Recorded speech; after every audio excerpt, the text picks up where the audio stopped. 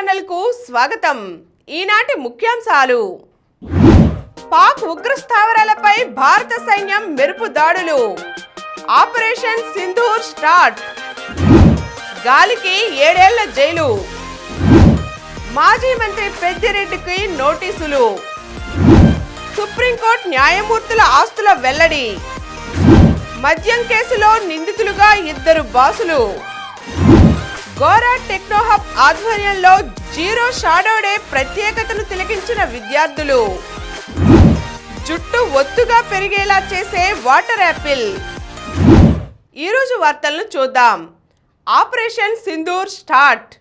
పాకిస్తాన్లోని ఉగ్ర స్థావరాలపై మంగళవారం అర్ధరాత్రి దాటిన తరువాత భారత సైన్యం మెరుపు దాడులు ప్రారంభించింది.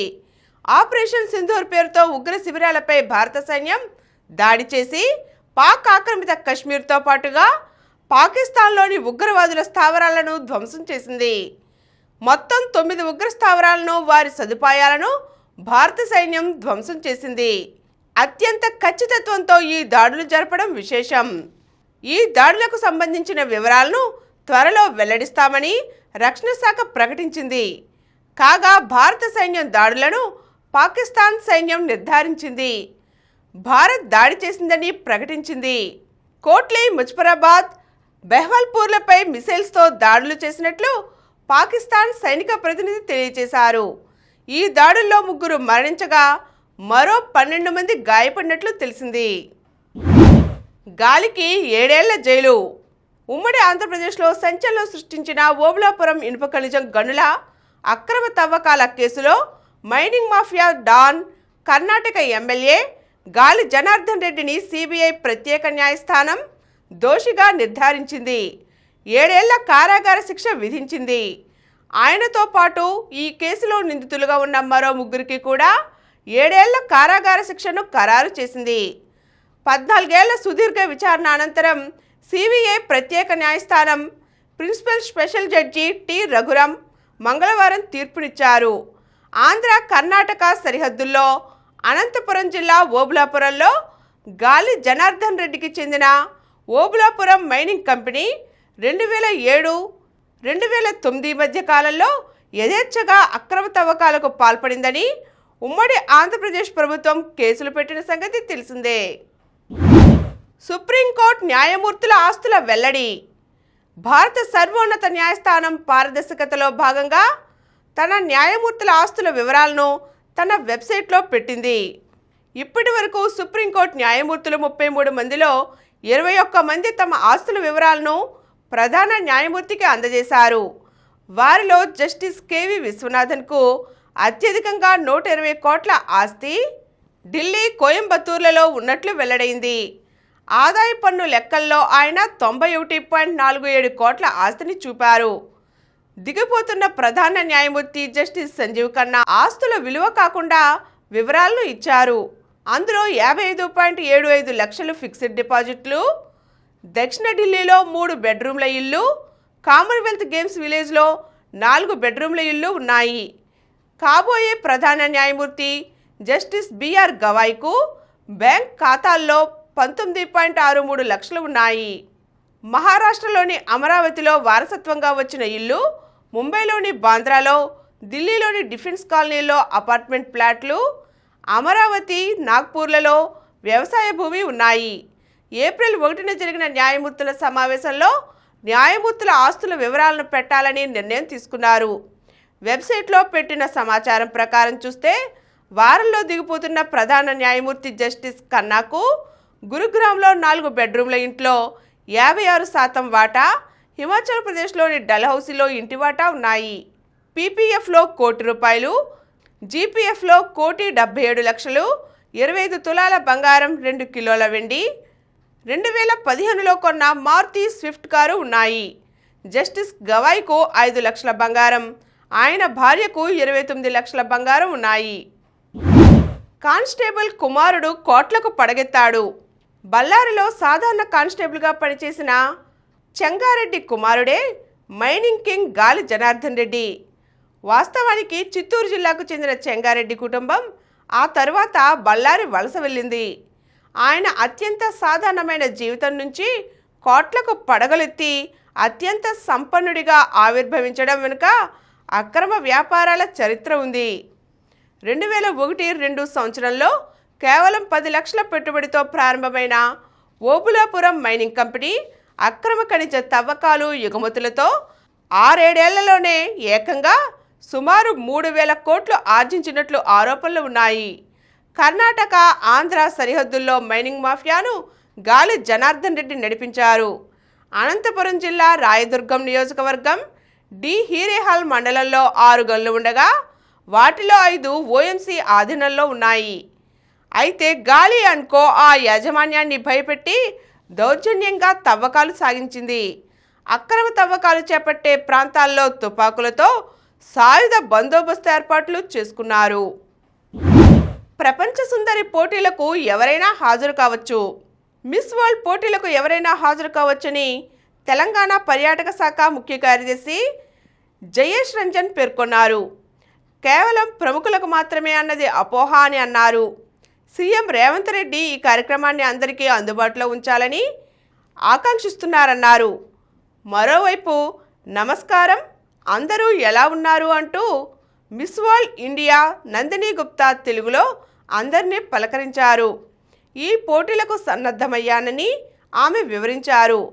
పోటీల్లో పాల్గొనేందుకు 70 దేశాల అందగత్తెలు బుధవారం హైదరాబాద్ చేరుకోనున్నట్లు అధికారులు వెల్లడించారు.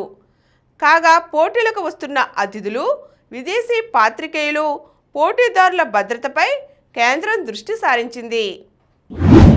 గోరా టెక్నోహబ్ ఆధ్వర్యంలో జీరో షాడో డే ప్రత్యేకతను తిలకించిన విద్యార్థులు. మే 6న జీరో షాడో డే సందర్భంగా గోరా టెక్నోహబ్ ఏర్పాటు చేసిన కార్యక్రమంలో విద్యార్థులు వాసవ్య మహిళా మండలి వేసవి శిక్షణా శిబిరంలో పాల్గొంటున్న బాలికలు, పలువురు నగర పౌరులు స్వచ్ఛందంగా విచ్చేసి పాల్గొన్నారు. ఈ కార్యక్రమానికి ముఖ్య అతిథిగా విచ్చేసిన ఇంటర్నేషనల్ ఆస్ట్రాయిడ్ సెర్చ్ క్యాంపెయిన్ జాతీయ సహాయ కన్వీనర్ శ్రీమతి మేకా సుసత్యరేఖ విచ్చేసిన అందరినీ కార్యక్రమంలో భాగస్వాములను చేశారు. కొందరిని పలు రకాల పొజిషన్స్లో నిలబెట్టి, ఇంకొందరితో తెల్లటి పేపర్పై స్కేల్ని బిగించి, మరికొందరితో తెల్లటి పేపర్పై నిటారుగా పెన్సిల్ని నిలబెట్టి సూర్యుడు ఎలా కదులుతున్నాడు, జీరో షాడో సమయాన్న ఎలా నీడ మాయమై మన కిందకు చేరుతుందో విపులంగా వివరిస్తూ ప్రత్యక్షంగా చూపించారు. నీడ కోల్పోయిన ఆ దృశ్యాన్ని అందరూ ఎంతో ఆసక్తిగా తిలకించి ఆనందించారు.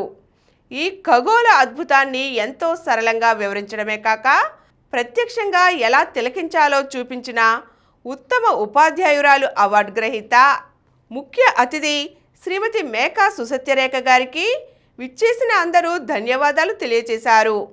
ఈ ఆసక్తికర ఖగోళ పరిణామం తిరిగి ఆగస్టు 7న తిలకించవచ్చునని ఆమె తెలియజేశారు.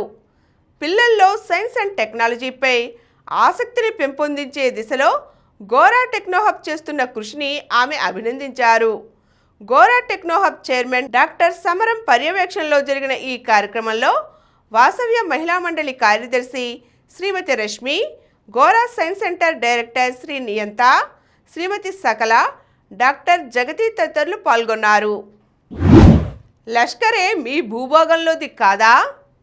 ఐక్యరాజ్యసమితికి చెందిన శక్తివంతమైన భద్రతా మండలి సమావేశంలో భారత్ను దోషిగా చూపేందుకు, భారత్పై నిప్పులు చెరిగేందుకు ప్రయత్నించిన పాకిస్తాన్కు తగిన శాస్తి జరిగింది.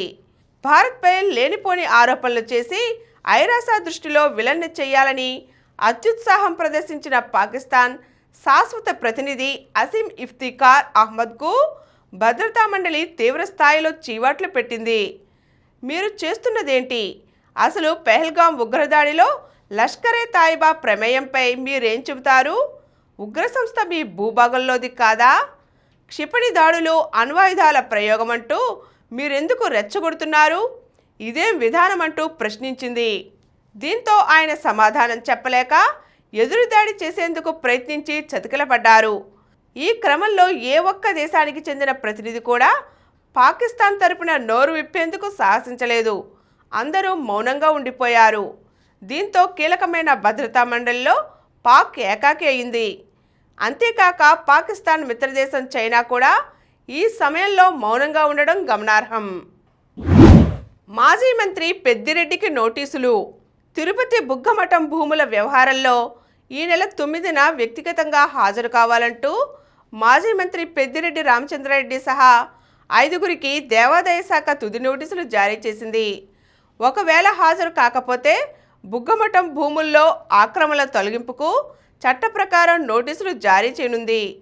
బుగ్గమఠం అధికారులు, దేవాదాయ శాఖ, రెవెన్యూ అధికారులు ఈ నెల 3న సంయుక్తంగా నిర్వహించిన సర్వేలో భాగంగా మొత్తం 7 చోట్ల 14.49 ఎకరాల మఠం భూములు ఆక్రమణకు గురైనట్లు గుర్తించారు.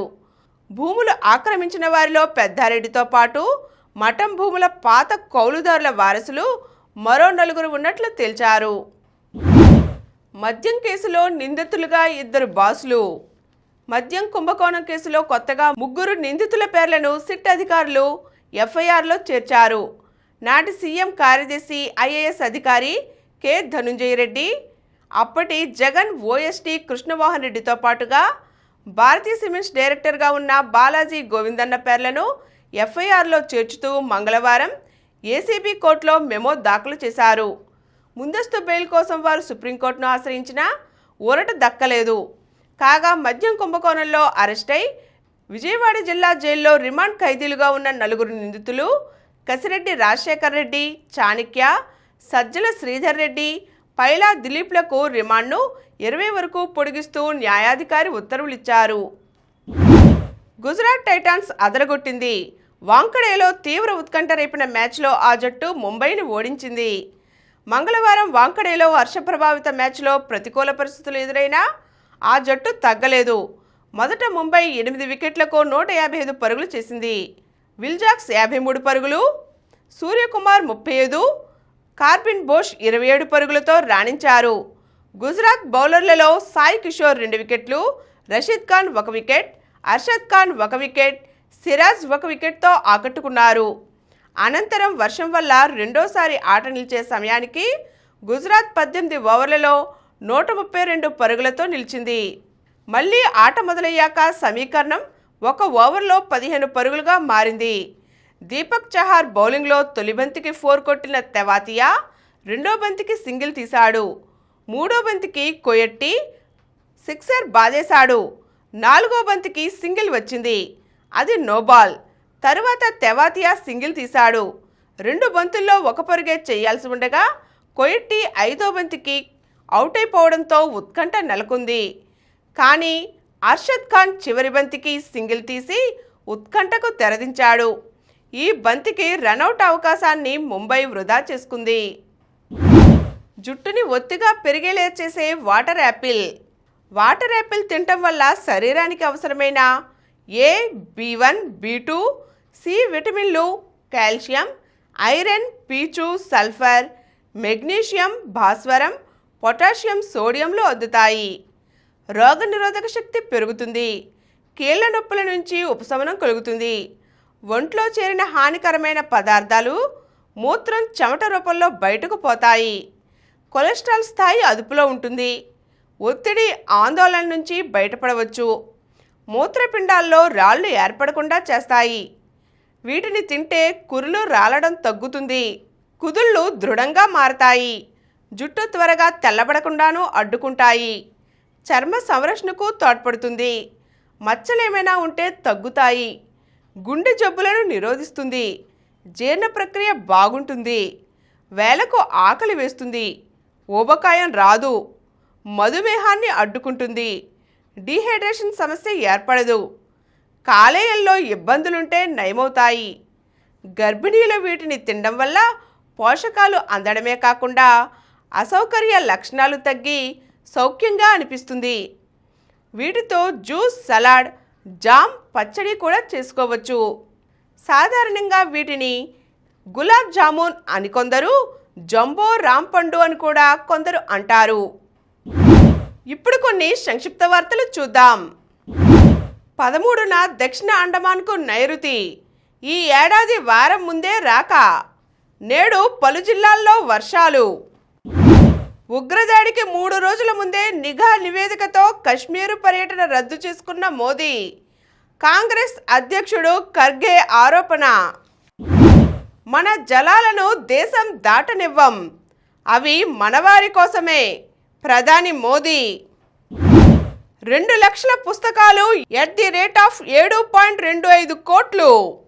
కొనుగోలు వివాదంలో యూనియన్ బ్యాంక్. ఐపీఎల్లో నేడు కోల్కతా వర్సెస్ చెన్నై. రాత్రి 7:30 గంటలకు మ్యాచ్ ప్రారంభం. మరిన్ని వార్తా విశేషాలతో రేపటి సమరం న్యూస్లో తిరిగి కలుద్దాం. Thank you. ప్రతిరోజు వార్తా విశేషాల కోసం అనతి కాలంలోనే 20 కోట్లకు పైగా వ్యూస్ సాధించిన సమరం ఛానల్ సమర్పించు సమరం న్యూస్ ఛానల్కు సబ్స్క్రైబ్ చేయండి, లైక్ చేయండి, మీ ఫ్రెండ్స్కి షేర్ చేయండి. అలాగే ప్రక్కనున్న గంట సింబల్ని ప్రెస్ చేయడం మర్చిపోకండి.